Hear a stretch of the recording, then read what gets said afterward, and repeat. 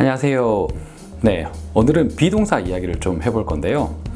초등학생에게 비동사 가르치기가 이렇게 쉽지가 않아요. 절대 쉽지 않아요. 비동사 자체가 다른 동사들과 달리 여러 가지 특징들이 많습니다. 일단 현재형이 세 가지죠.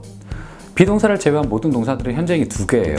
그러니까 우리가 얘기하는 삼식 단수형이라고 얘기하는 뒤에 s가 붙는 게 있고 그렇지 않은 것 두 가지가 있는데, 비동사는 is, are, am 세 가지예요. 그리고 과거형도 두 개가 있고요.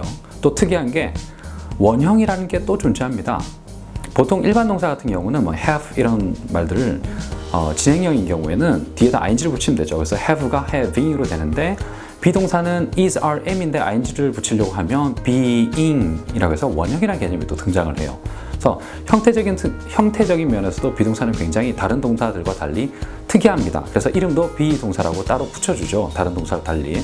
다른 동사들은 그냥 일반 동사라고 하는데 비동사는 또 따로 이름이 있단 말이에요.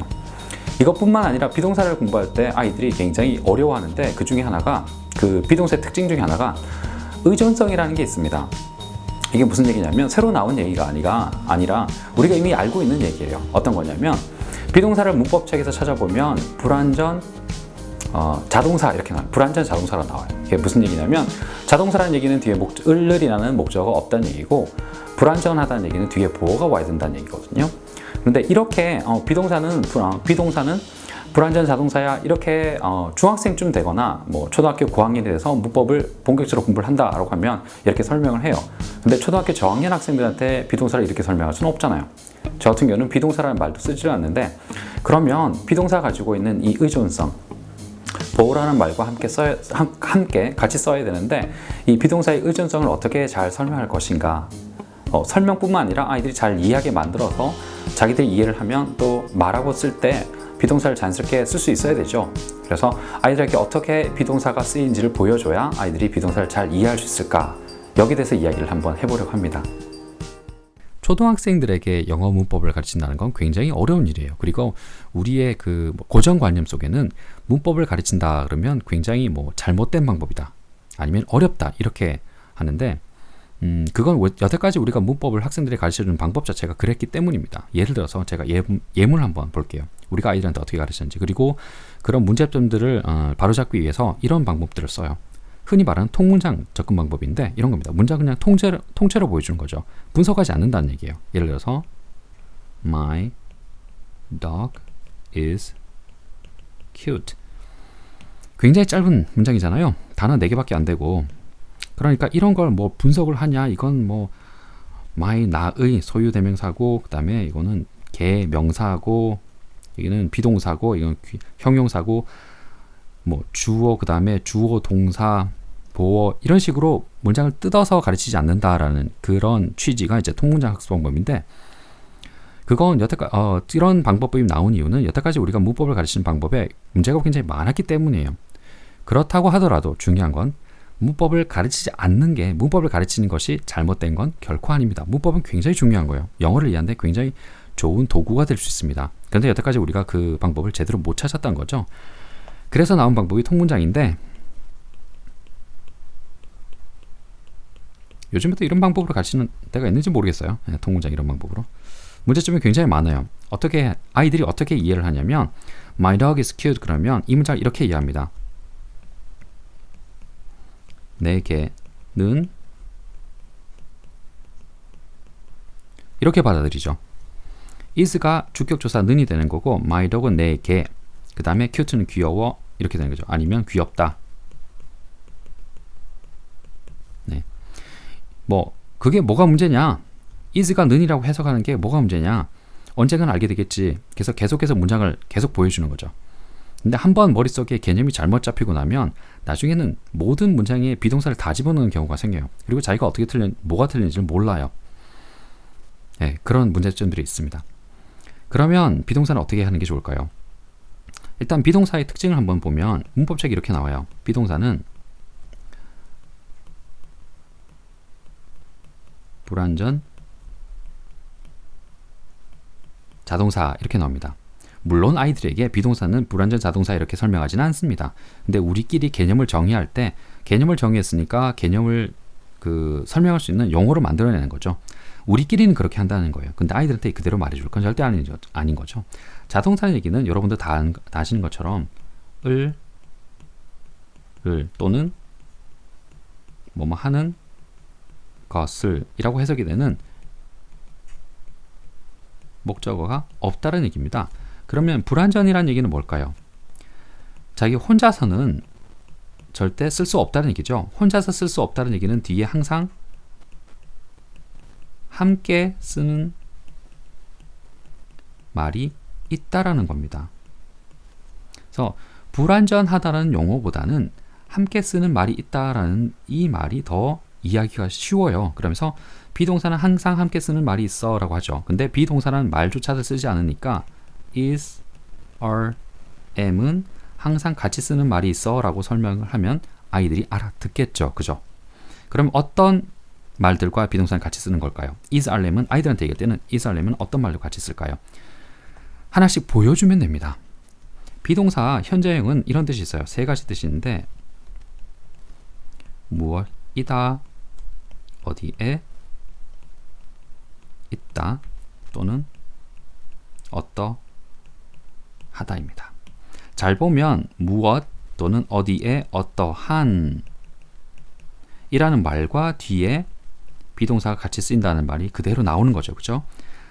하나씩 뜯어보면 무엇이다 라는 말에서 무엇이라는 말이 명사가 되는 거고요. 그 다음에 어디에 라는 말이 장소를 나타내는 부사구가 됩니다. 그 다음에 어떠한은 형용사가 되는 거죠. 그럼 비동사라는 말은 명사, 부사, 형용사와 같이 쓴다는 얘기입니다. 그걸 하나씩 보여주면 돼요. 아이들한테. 어떻게 보여줄 거냐? 자, 형용사부터 해볼게요. cute 그러면 귀엽다가 아니라 귀여운이라고 바로 뜻을 잡아줍니다. 그 다음에 귀여운이 앞에 is 또는 are 또는 am이 붙으면 그러면 귀엽다가 귀여워가 된다고 알려줍니다. 그 다음에 여기다가 진도가 좀 나가면 not을 붙여서 귀엽지 않아 라고 하면 is not cute, are not cute, am not cute. 그러면 귀엽지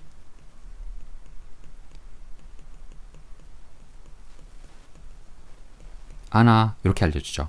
그 다음에 앞쪽에 누가 또는 무엇이 라는 말을 붙여주면 됩니다. 그러면 예를 들어서 my dog 이렇게 쓰면 my dog 내 개는 is cute 귀여워 is not cute 귀엽지 않아 이렇게 되겠죠. 그러면 my dog is cute 이렇게 한번 알려줬을 때 cute가 귀엽다고 is는 는이고 my dog 내 개 이렇게 잘못 해석하는 경우는 이해하는 경우는 없어진단 말이에요. 강제로 하나씩 끊었으니까 귀여운, 귀여워, 뭐가 귀여워 이렇게 되는 거죠.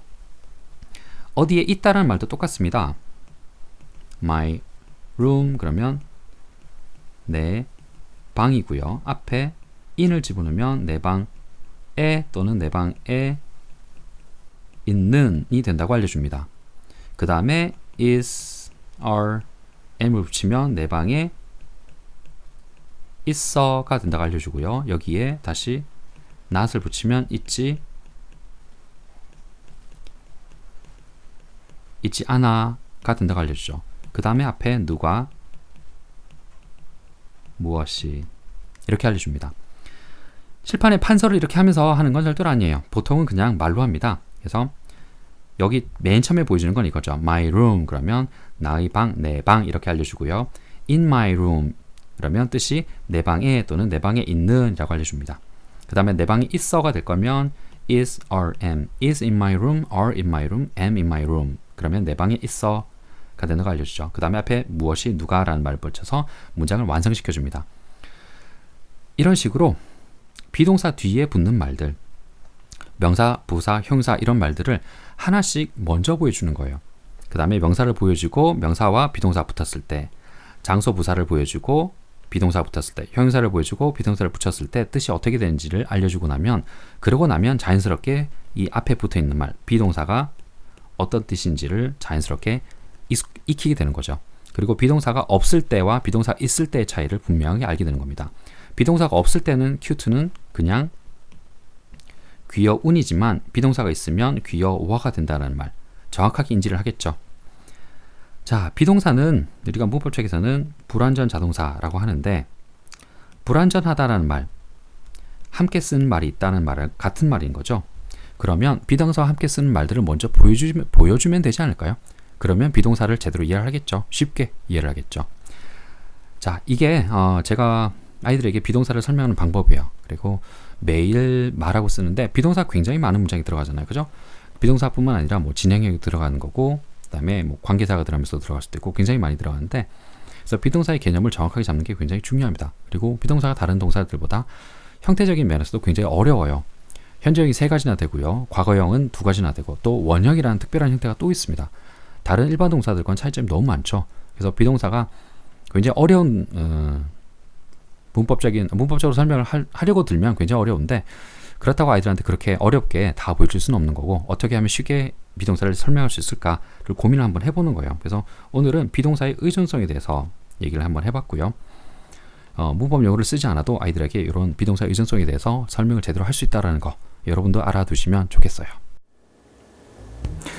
자, 이렇게 해서 비동사에서 설명을 쭉 드렸는데요. 어떠세요? 비동사 굉장히 어려워요. 아이들이 굉장히 어렵게 생각합니다. 비동사를 주격 조사라고 생각하는 아이들도 굉장히 많아요. 그래서 뭐 is, are, am이 들어가면 무조건 은는이라는 말만 들어가면 is, are, am은 무조건 습관적으로 집어넣는 애들이 많아요. 네, 비동사를 제대로 이해를 못하고 있는 거죠. 그래서 비동사를 설명할 때는 비동사 가지고 있는 이 의존성, 뒤에 나오는 보어라는 말, 보어는 문법책에서는 명사와 형사만 보어라고 생각하는데 자동사는 항상 뒤에 부사가 나와야지 뜻이 완전하게 되는 경우가 많아요. 어디에 산다라고 할 때 누구는 살아라는 말, live 이라는 말은 live, live는 어디에 산다는 얘기인데 목적 없어도 되죠. 근데 뒤에 부사구가 없으면 어디에 라는 말이 없으면 굉장히 어색합니다. 그래서 비동사라는 말은 뒤에 항상 같이 쓰이는 말이 있어야 되는데 우리가 문법책에 설명하고 있는 명사, 형사뿐만 아니라 부사구까지도 어디에 있다라는 말을 할 때도 항상 같이 있다라는 거. 그래서 비동사가 어떤 말들과 같이 항상 쓰여야 되는지 이 비동사 가지고 있는 의존성에서 설명을 잘 해줘야, 잘 보여줘야 우리 애들이 비동사를 잘 쓸 수 있을 거예요. 또 다음 시간에는 다른 이야기를 가지고 또 이야기를 나눠보도록 하겠습니다.